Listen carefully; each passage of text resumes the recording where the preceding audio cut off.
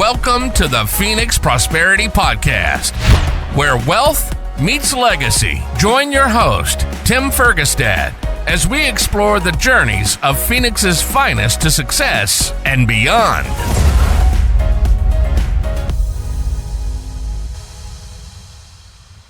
Hello, this is Tim Fergestad. Thank you for joining us. As the president of Equality Health Foundation, Tomas Leon leads a social enterprise that envisions a world of vibrant and inclusive communities where all individuals have the opportunity to live the healthiest and longest lives possible. Welcome to the show, Tomas. Hey, it's my pleasure. Thanks for having me. All right. So we'll talk about some of your angel investing and getting some of that in the Arizona community and stuff as well later. But let's talk about how Equality Health started and what your current efforts are, I guess, because I want to hear about the zip code thing too. Yeah, absolutely. Thank you. Yeah, Equality Health was founded by Hugh Lytle over 8 years ago when he invited me to join the founding trailblazing executive team to start up the company. So it's a startup company here in Phoenix, Arizona. And so, our focus was on bringing together independent primary care providers and enabling them with tools and technology and support and incentives to deliver more high quality, value-based care through the lens of culture, really making sure that care was culturally competent. And so focusing on the Medicaid members and some Medicare Advantage and AC Exchange members. And so that company has since grown and is now working in 5 states. And so making sure that, people who are on Medicare or Medicaid and AC Exchange plans get access to the highest quality care. And so, and then along the way, almost 5 years ago, we created the Equality Health Foundation, the charitable arm, nonprofit that works alongside our private company to address what we call the social determinants of health. These are all of, if you think of, health insurance coverage and quality care is very, very important. It plays a role in helping people achieve optimal health and well-being. But that's 20% of the pie that impacts your health and well-being. 80% or more are all what we call the social determinants of health. Your built environment, access to healthy foods, transportation, education, employment, et cetera. And so that requires us working with a lot of public-private partners in communities to tackle those root causes and address those. And that's what we do through the foundation. And together, both Equality Health and Equality Health Foundation, we take this whole person care approach to serving individuals and serving communities. And so it's a very purpose-driven missions that we have to really just, as you mentioned, improve people's quality of life and their health and longevity, especially in communities where there's a lot of barriers and challenges to being able to achieve optimal health and well-being. Sure. Environment's a big factor for mental and physical health, all sorts of aspects to it. And culturally, that sounds like an incredible challenge, right? I mean, it happens over time where I don't even know what's a good fried food, for example. There are some cultures who love, right? In certain areas of certain towns, even they're proud of it, right? And it's hard to get them to make changes in any short amount of time, right? It takes education and different initiatives. And if everyone else around you is doing it, right? There's like Harvard studies that show like the people around you, right? The 5 closest people to you, if they all become wealthy, the odds of you becoming wealthy get really high, right? If they all gain weight, the odds of you gaining weight get really high, right? So those factors are huge. So I think that's a great point. And I think we're also going to have to get into the what's it called? Is it is it Blue Ocean? What was the Yeah, it was the Blue Zones. The Blue Zones. Blue Zones, yeah, that's right. The longest lived cultures in the world, and that showed all the influencing factors that either nudge you in a healthy or unhealthy direction or lifestyle.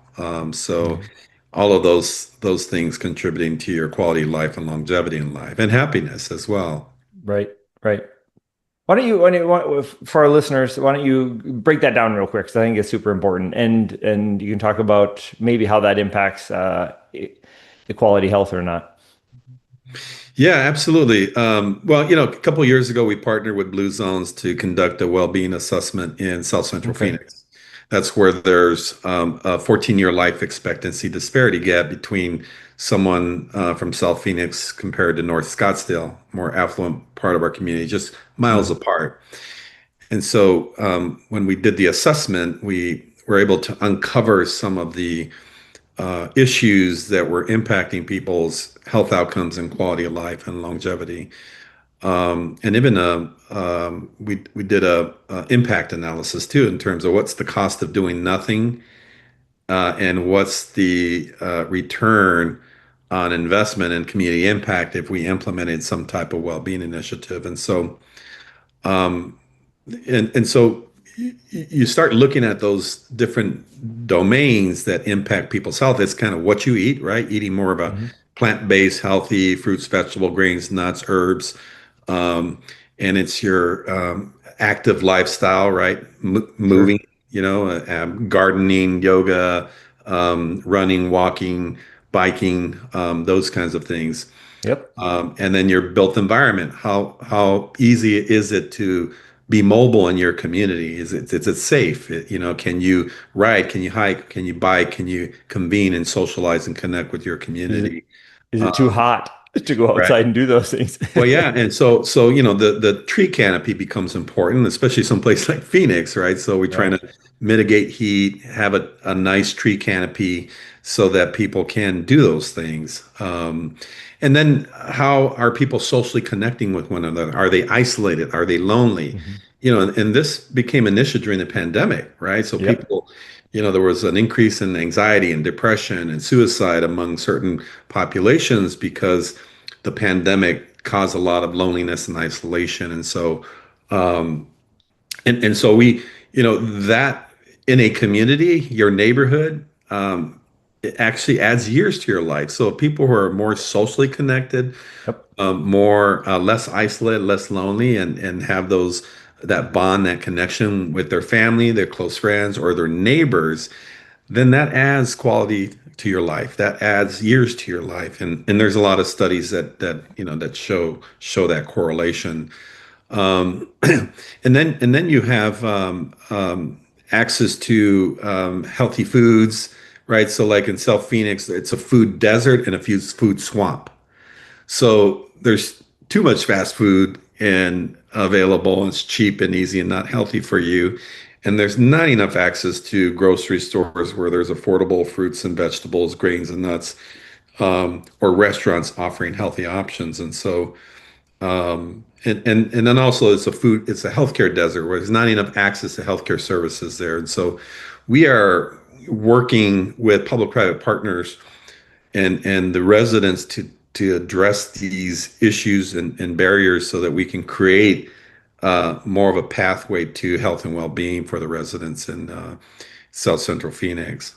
So that's the well-being work that we're doing, and it's a multi-year effort. This is not going to happen overnight, right? So, Right. for the older population, we We are probably creatures of habit. It's yeah, hard to yes, change. it is. It's hard to change, but it's when you create a movement within a community to start addressing and tackling those issues, then there is momentum and there's change that can happen.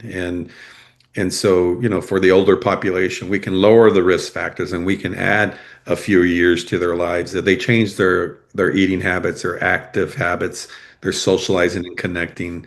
Mhm. And for the next generation, what we're doing there is a big investment in the next generation to make sure that they, where they live, um, impacts how long they live and their quality of life and their health outcomes, that they have a better outcome and a better opportunity for health and well-being with the changes that are going to be made over the next 5+ years Right. in that community. Right. Incredibly, incredibly impactful stuff.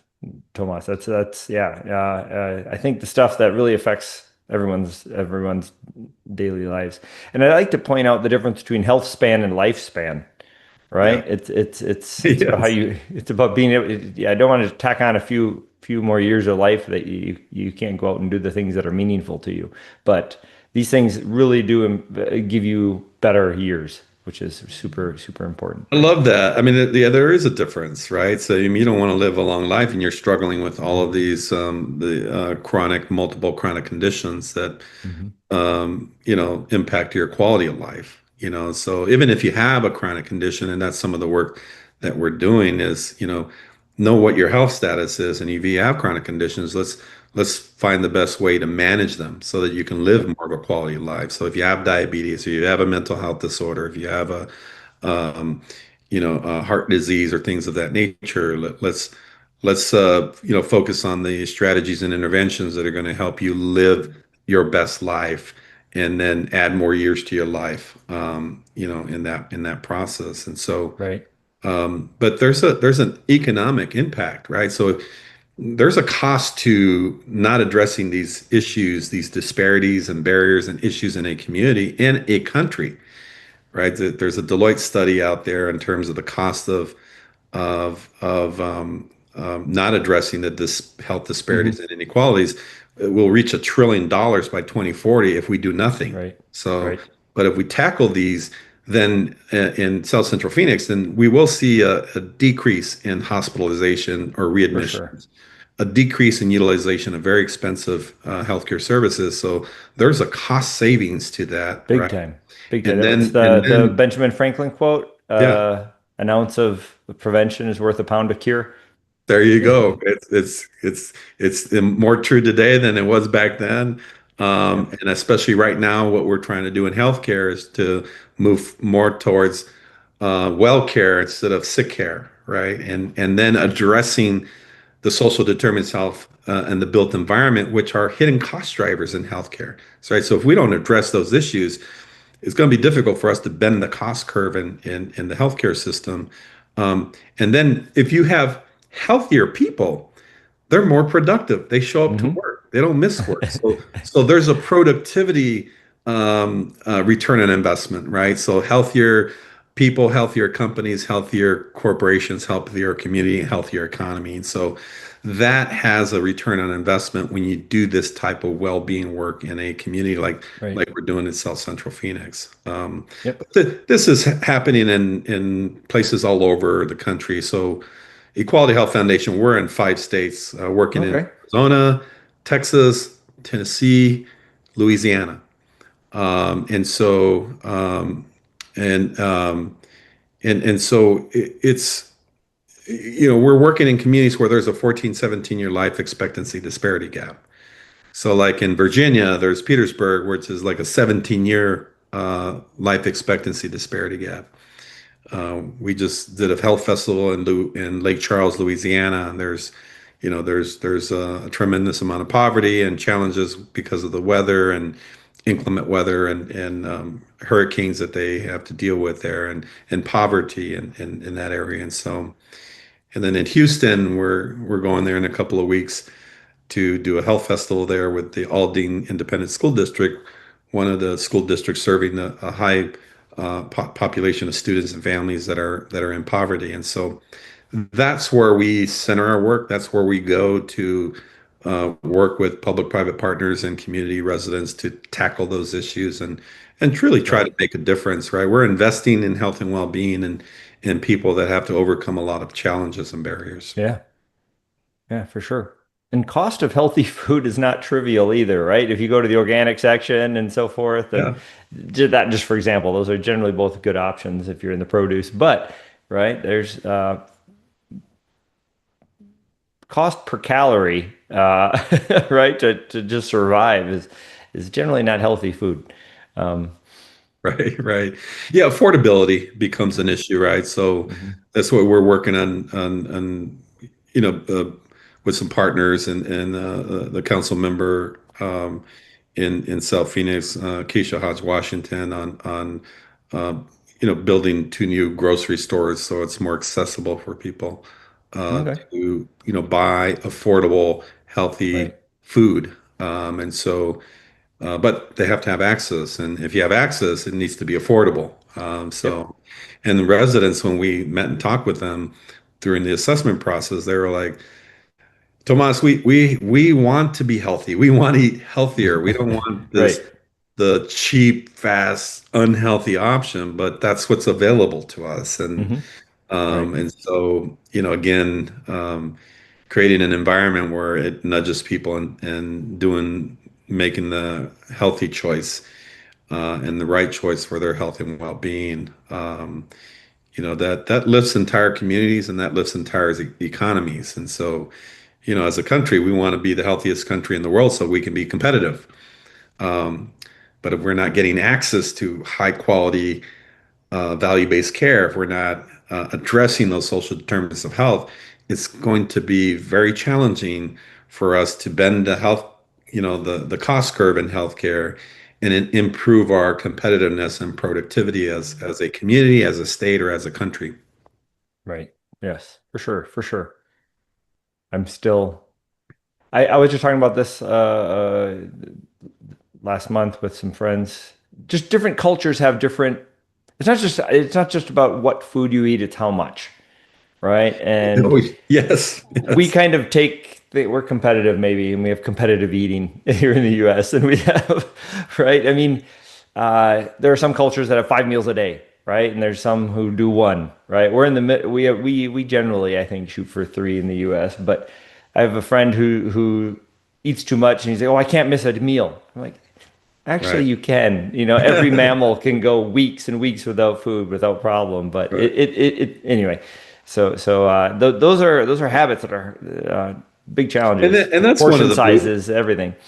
that's one of the Blue Zone principles that we learned a lot through that partnership during this assessment phase, and that work informs the work we're doing now with the local community coalition over the next 5 years. And part of that is eat until you're 80% full, Right. right? Yep. So Yep. and so eating the right healthy foods, more plant-based foods, and until you're 80% full, that's an important discipline. And that really makes a difference in Yep. terms of, your health, your well-being, your weight, right? And so in a country where we're dealing with young people struggling with obesity, we need to kind of step back again and look at, okay, what are our kids eating? Right. And how often are they eating, and what kind of active lifestyle do they have Right. when we have If to? they're maintaining those elevated insulin responses long enough, they're going to get right. They're going to get inflammation and heart, cardiovascular disease, cancer, right? The mental disorders. Yeah, I mean it's all related, interrelated, right? Your physical, mental, and your social support and your well-being is they're all interrelated. And so we partner with the American Diabetes Association. Mm. We have a state of diabetes second summit coming up in November, and that really is to educate community and partners on the state of diabetes and then also what can be done about it. Right. What prevention or intervention strategies can be implemented at the workplace or with yourself or your family or at a community level Right. to address diabetes that sometimes is associated with obesity, not all the time. So, but we are working with national partners like that to Okay. educate, engage, and activate the community to do something about it. Right.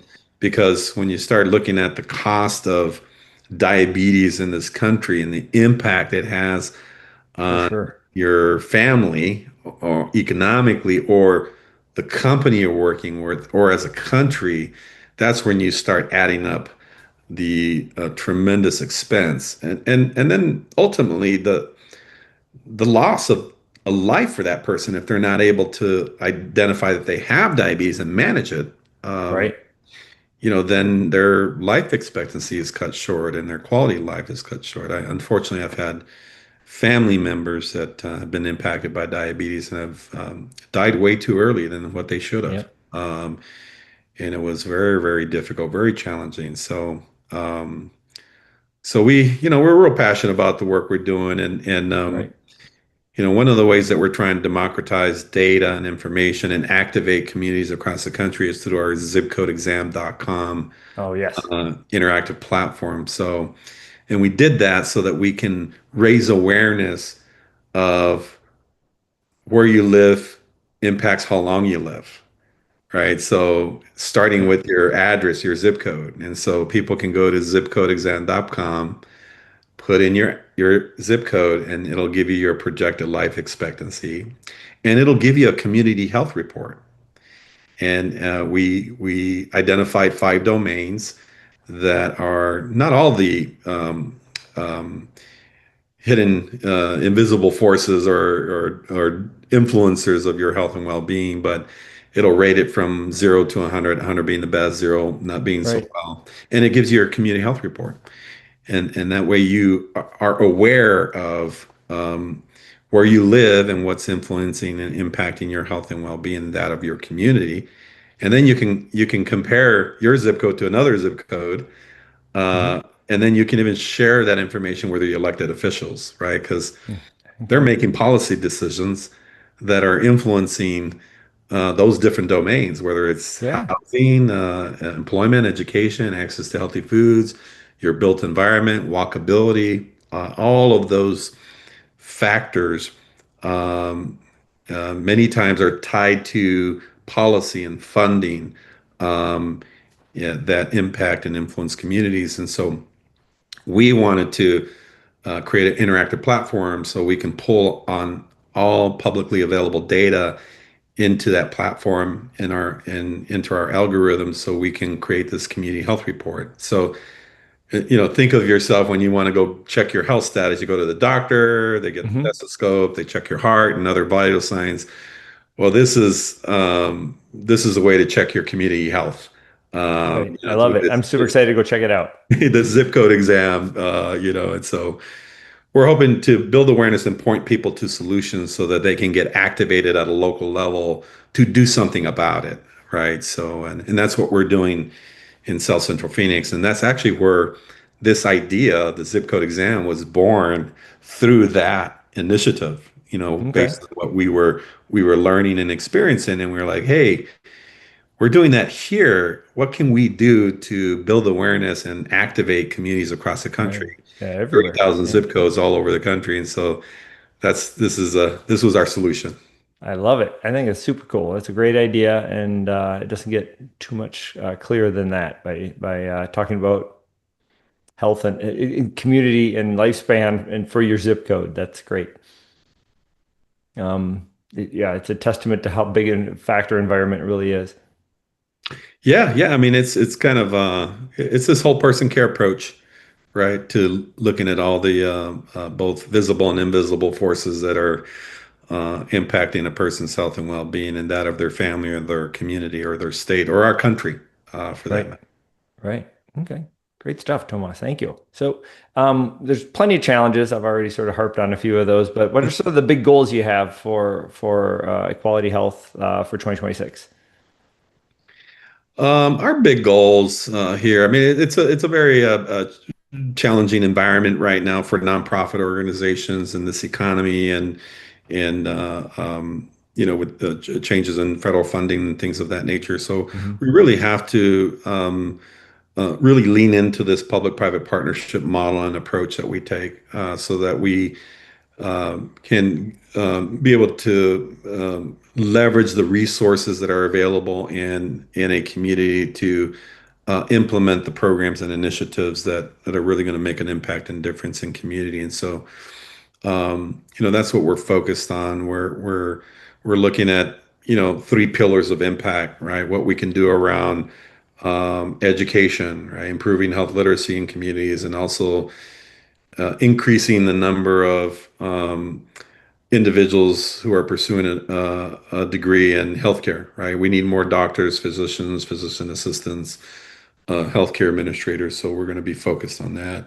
The other is going to be around um, public policy, right? So putting a spotlight on policies that are really going to move the needle on improving health and well-being and prosperity in communities. And so we're going to be looking at that. And so and the other pillar is around just health, right? So health and well-being, making sure that people have access to high quality healthcare providers and also um, community-based organizations that are addressing those social needs or the non-medical related needs that people have. So there's a lot of food as medicine initiatives going on Hmm. across the country. Yes, Right? So I like those. doctors writing prescription for healthy foods, right? So, we can't throw medication and drugs at problems. Right. We have to be preventative. We have to be looking at more holistic, naturopathic ways to get people healthy, keep people healthy. So, if somebody has diabetes, your medication alone is not going to help. You have to eat healthy, and you have to know Hmm. what to eat. And so, and then you have to have For sure. transportation to get to your specialists, or your doctors. And so we're going to be focusing more on how we're addressing the social determinants of health in communities with our public-private partners. Awesome. That's great stuff. Great stuff. And part of the show, I like to talk about impact and legacy. And this is already, we've touched on so much of it already. I feel like that's incredibly impactful stuff, and growing, right? Not just here in Phoenix, but in multiple markets now. Yeah, it really is legacy and impact work that we're doing, and from a personal perspective, I grew up in humble beginnings in a barrio in Tucson, Arizona, and but I've been living and working in Phoenix almost about 20 years, but doing a lot of work throughout Arizona and now Okay. other states. So I keep myself centered on those humble beginnings because we struggled with making ends meet. We struggled dealing, what do we do with this stuff in this food box, or how do we keep Right. the lights on, or, how do, when can we see a doctor? I mean, how do we get to where we need to go? Transportation issues and challenges. And so fortunately, my mother was a nutrition educator and she did that in the community. And so I benefited from us, eating healthy cultural foods, from my Hispanic Okay. culture, heritage background. And then I was an athlete. We all were athletes, baseball, softball players. Nice. I became a collegiate baseball player at Pima Community College and then University of Arizona. Excellent. So, that laid the groundwork for the work that I'm doing now. And so I keep myself focused and centered and on those humble beginnings. And I've been very, very fortunate and blessed to have done very well in my career and have afforded me opportunities to give back philanthropically to the Hmm. community. So, as a philanthropist, not just leading a social enterprise at Equality Health Foundation, but also personally, my wife and I and family supporting other charitable causes and investing Right. in those causes. And so, my career has afforded me the opportunity to have the resources to be able to do that. Right. Uh, and then also, because I was exposed to the startup world when I joined Hugh Lido when he founded Equality Health over 8 years ago. Then it opened the door to me thinking about, okay, who are these other uh, innovative, diverse founders that are starting up companies and solving the world's problems? And so I decided that I was going to become an angel investor and then Okay. eventually become a venture capital investor as a limited partner in a venture capital fund. And so, that way, you know, it's still a purpose-driven reason, but there's Right. obviously I'm hedging my bets and investing in these innovative founders who are solving the world's problems to be able to achieve their dream and success and hopefully a return on investment for me and my family as an investor. And so it's still an altruistic driven reason why I'm doing it, but there's a the way my one of my mentors, Tony Astorga, would tell me, it's a double ROI. There's a return on investment, Hmm. a return on and the return on rate of impact in the community. Love that. And I think that's kind of what what you talk about in terms of prosperity in Phoenix. In terms of prosperity and legacy. You can do well by doing good in the Yep. community, and then for me personally, that old saying, uh, um, if you're doing what you're passionate about, you'll never work a day in your life. And I'm passionate about the things that I'm doing at Equality Health Foundation. I'm doing as an angel and VC investor and as a philanthropist. And for me, that's legacy. That's leaving an impact in this Hmm. world. And as I get older in my life and my career, I'm thinking more and more about impact and legacy, making sure that Yep. I am spending my time with people and on causes that are really going to make a difference. That's Yeah. why I appreciate this podcast and what you're doing. You're really kind of connecting that Thank and you. and sharing that with people in this world to hopefully inspire more of it, right? Because that'll make our world a better place if we continue to be able to focus on prosperity and impact and For legacy. sure. Um, then I think we'll make this world a better place, and especially for underserved people or people who have additional challenges and barriers. And I resonate with that from my humble beginnings, and I really want to make sure that there's a fair and equal opportunity for everybody in any Right. community in this country to achieve wealth, to build wealth, to achieve health and well-being, Hmm. and to thrive. And then, that's what gets me up and inspires me and fuels my passion every day. Love it. Love it. Um, all right. So as we wrap things up here, uh, what do you sometimes like to ask people like a reflection question, but I'd rather ask you, what do you wish people knew that they don't know? If that makes sense, right? People starting off their career, maybe trying to be successful. What do you think they need to know? I think from a career perspective, um, my parents were very humble, elementary educated people, but they were very wise people. They introduced me to my first mentor. Okay. And so, um, mentors in my life have been a strategy for success since I was a kid. I still have mentors today. And Hmm. fortunately, my mentor from back then is still alive and he's still mentoring me today. I'm very blessed. Nice. Dr. Frank Felix, he's a former state senator for Arizona. Oh, Um, nice. and I'm very fortunate, very blessed to have had him have him in my life and continuing to guide me. So mentoring is a strategy for success. Um, and then so now I'm still being mentored, but I also mentor others, and so it's Hmm. important to do both because it continues to help you grow and learn and develop and continue to inspire me, especially when I meet with some of the young people I'm mentoring. That's an inspiration. Hmm. It lifts me Yep. up. It keeps me going, right? So that's one. The other thing is networking. Networking is a strategy for success. And I think sometimes people think of networking where what can I get from my network? Hmm. But if you focus on what value you can offer to people in your network, Yep. that will that will have a return. Hmm. Because when you need something or someone or an idea or support, um, you would have nurtured that relationship with that person in your network. And so, so I think that's the other. And I think it's important that everybody kind of develop a purpose-driven mission for their life, right? So kind of Right. what's driving you, what drives you, what gets you up in the morning, and that will keep you aligned with working with people, with partners, or doing things, or supporting causes or initiatives that really align with your passion and your purpose in life. And so, Right. I'm gonna. There's others, but I think Oh, those are the golden nuggets that I have benefited okay. from, and that I wanted to share here today.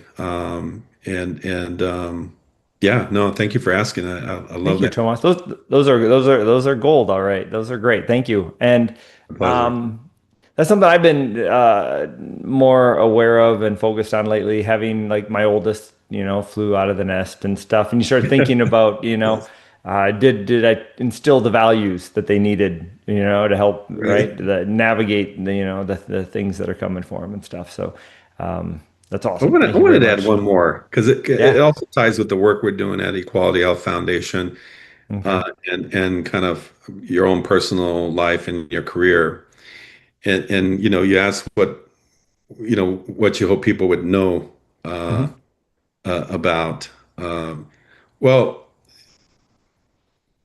our ability to achieve optimal health and well-being in our life Hmm. is within our reach, right? So it's not untouchable. It's not Right. unreachable, Right. right? So I mean, you'll think about what you're eating, um, who you're connecting with socially. Think Hmm. about your activity, right? Whether you're walking, riding, biking, meditating, praying, doing yoga. Um, think about your home, your environment, your neighborhood. When you start framing it in that whole person care view, Right. you can a lot of things that you can do don't cost anything, Yeah, there's a lot of levers available to right? pull that Yeah. have big impact. Yeah. Yeah, even like access to healthy foods, right? So if you have a plot of land, or you can even do aquaponic or Hmm. gardens in your place. Um, but when I started this well-being venture a couple of years ago with what we were doing, I started paying attention. Okay, what am I eating? Uh, Hmm. I started a garden. I started, cultivating Nice. vegetables in my garden, and I connected with other people. I had a neighbor who had a lot of basil. It's like, Tomas, I have too much basil. Do you want basil? I said, yes, I want basil. I'll make some pesto or something.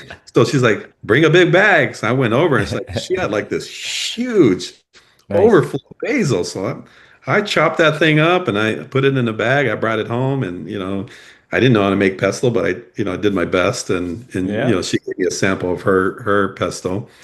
I'm start But looking and then out for it. I replanted some of that, and then I'm growing what she gave me, and then I Nice. gave Yeah. each of my adult kids a little pot of basil for themselves too. Sweet. So that didn't cost any money for me to do. Yeah, you have to pay for the water and things of that nature. But Right. my point is that health and well-being is within reach for everyone.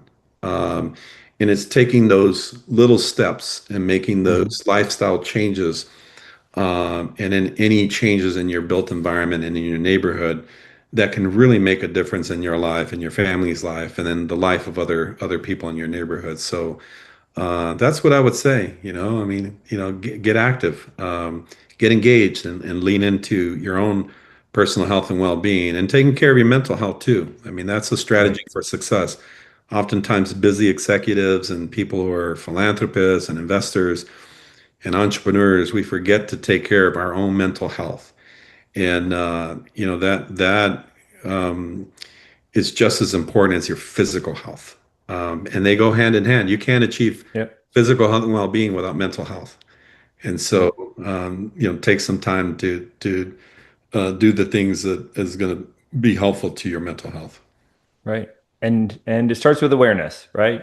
And Yes. and the zip code, it's what was it, zip code exam.com? Zipcodeexam.com. Yeah, you go there All and right. put in your zip code. Excellent. Excellent. Tomas, if people want to learn more besides zipcodeexam.com, where can they go? What should they do?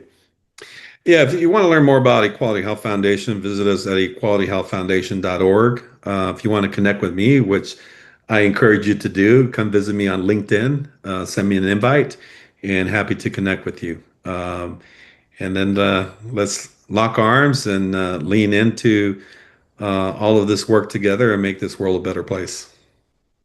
Excellent. Excellent.